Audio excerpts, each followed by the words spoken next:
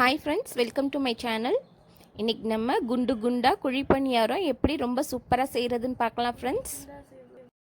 பணியாரம் நல்லா சாஃப்ட்டா குண்டு குண்டா வரணும்னா மாவு எப்படி அரைக்கணும்ங்கறத இந்த வீடியோல சொல்லியிருக்கேன் ஃப்ரெண்ட்ஸ். வீடியோவை ஸ்கிப் பண்ணாம பாருங்க. அதுக்கு முன்னாடி நம்ம சேனலை இன்னும் நீங்கள் சப்ஸ்கிரைப் பண்ணலைன்னா சப்ஸ்கிரைப் பண்ணி கூடவே பெல் பட்டனை கிளிக் பண்ணிக்கோங்க ஃப்ரெண்ட்ஸ். பெல் பட்டனில் ஆளுங்கிற ஆப்ஷனை செலக்ட் பண்ணிக்கோங்க. உலக்கில் 2 உலக்கு புழுங்கலரிசி எடுத்துக்குவோம் ஃப்ரெண்ட்ஸ். இட்லி அரிசி இருந்தால் எடுத்துக்கோங்க, இல்லைன்னா சாதாரண புழுங்கலரிசி எடுத்துக்கோங்க. அதே உலக்கில் 2 உலக்கு பச்சரிசி எடுத்துக்குவோம். பச்சரிசி மாவரிசியாக இருந்தால் ரொம்ப நல்லாயிருக்கும். இப்போ அதே உலக்கில் அரை உலக்கு உளுந்து, 1 ஸ்பூன் அளவு வெந்தயம், இது எல்லாத்தையும் சேர்த்து நல்லா கழுவிட்டு 2 தடவை கழுவிட்டு தண்ணி ஊற்றி ஊற வச்சு மாவை கொஞ்சம் கொரப்பாக அரைச்சிக்கோங்க ஃப்ரெண்ட்ஸ். ரொம்ப கொரப்பாக அரைச்சிங்கன்னா நல்லா இருக்காது. ரவையை விட இன்னும் மெல்லிசாக இருக்க மாதிரி அரைச்சிக்கோங்க. ரொம்ப நைஸாகவும் இருக்கக்கூடாது, அதுக்காண்டி ரொம்ப கொரப்பாகவும் இருக்கக்கூடாது. நல்லா திக்காக அரைச்சிக்கிறணும். ஏன்னா நம்ம வெள்ளை பாகு ஊற்ற போகிறோம். இந்த வெள்ளைக்கட்டியில் 1/4 டம்ளர் அளவு தண்ணி சேர்த்து 1 ஏலக்காயை நச்சு போட்டு அடுப்பில் வச்சு கரைச்சி எடுத்துக்குவோம். பாகு பதம்லாம் தேவையில்லை ஃப்ரெண்ட்ஸ், ஜஸ்ட்டு கரைஞ்சால் போதும்.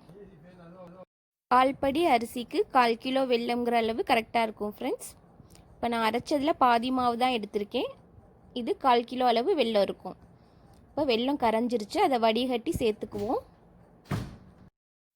குழிப்பணியாரத்துக்கு அரை உலக்கு உளுந்தம்பருப்புக்கு பதிலாக 1 உலக்கு போட்டு செஞ்சிங்கன்னா பணியாரம் ரொம்ப சாஃப்டாக இருக்கும் ஃப்ரெண்ட்ஸ். ஆனால் அது நல்லா குண்டு குண்டாக வராது, கொஞ்சம் தோசையாக போயிடும்.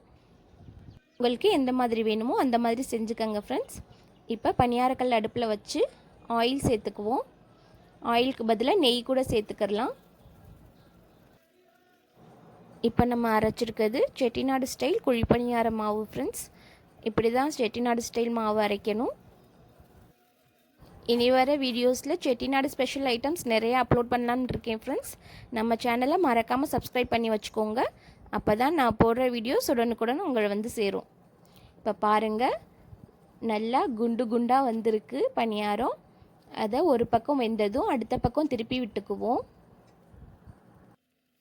பார்க்கையிலே ரொம்ப அழகாக இருக்குல்ல, சாப்பிடவும் ரொம்ப டேஸ்ட்டாக இருந்துச்சு ஃப்ரெண்ட்ஸ். கண்டிப்பாக ட்ரை பண்ணி பாருங்கள். மாவை கரெக்டான பதத்தில் கரைச்சி எடுத்துக்கிறணும் ஃப்ரெண்ட்ஸ். மாவோட கன்சிஸ்டன்சி தோசை மாவு பதத்துக்கு இருக்கணும். அப்போ தான் பணியாரம் நல்லா சாஃப்டாக வரும். பாருங்கள் உள்ளே இது எப்படி இருக்குன்னு பார்க்கையிலே தெரியும் எந்தளவுக்கு சாஃப்டாக இருக்குன்னு. ஓகே ஃப்ரெண்ட்ஸ், இந்த வீடியோ பிடிச்சிருந்தால் லைக் பண்ணி ஷேர் பண்ணுங்கள், மறக்காமல் சப்ஸ்கிரைப் பண்ணுங்கள்.